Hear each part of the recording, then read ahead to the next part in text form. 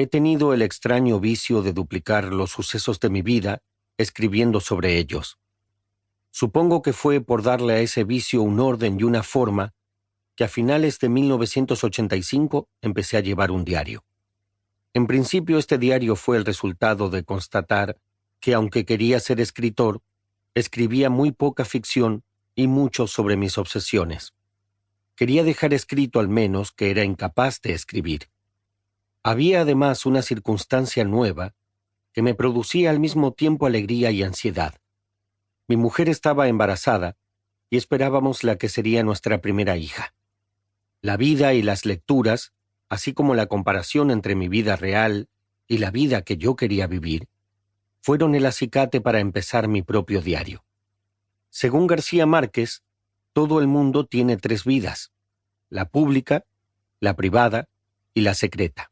Estos cuadernos míos contienen poco o nada de mi vida pública, porque ni la tenía. Se nutren casi siempre de mi vida privada y no omiten partes de mi vida secreta. Son así porque al menos al principio nunca tuve el temor de que alguien los leyera y porque no fueron escritos para ser publicados. Eran un memorándum para mí mismo. Si mucho, yo pensaba que alguien podría interesarse en ellos después de mi muerte y por lo mismo tampoco pensé nunca en destruirlos. Ahora estos papeles póstumos los publico en vida. Cuando los releí pensando ya en una posible edición, me di cuenta de que los había escrito para no enloquecer, para dejar puesta en palabras mi locura e intentar tener en la vida un comportamiento más normal, más cuerdo, menos insensato. En ese sentido veo que mis diarios, testimonio de un hombre inmaduro y enamoradizo, se nutren de la parte más oscura de mi mente y de mi existencia. No se exponen aquí las partes luminosas o edificantes de mi vida, si las hubiera, sino las sombrías. Rara vez en ellos relato lo amable, lo alegre, lo feliz. Se alimentan casi siempre de mi insatisfacción, de mis penas y de mi vergüenza.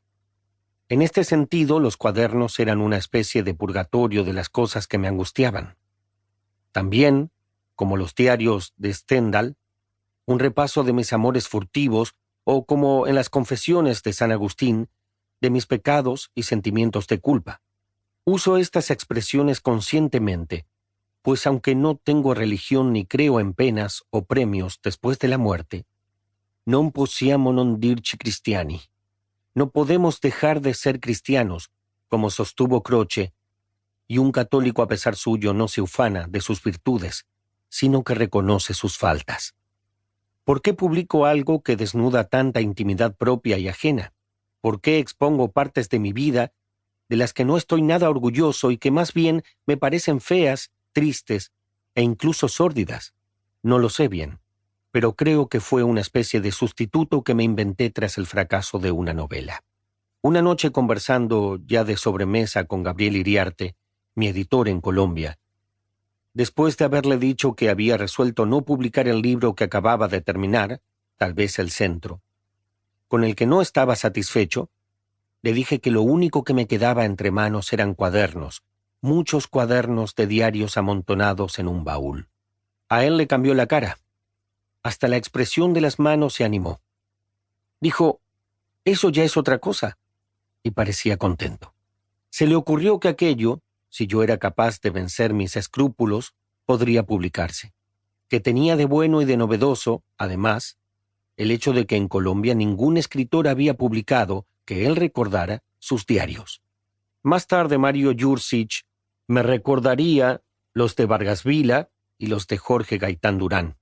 Hundido como estaba yo en la desesperación del escritor que no escribe, o peor, al que no le gusta lo que escribe, esas palabras de Gabriel fueron como oír una luz que podía salvarme de la mudez y del silencio. Si publicaba lo impublicable, lo que, si mucho, yo pensaba que mis hijos podrían expurgar y expurgar tras mi muerte, iba a tener todavía en vida algo que contar.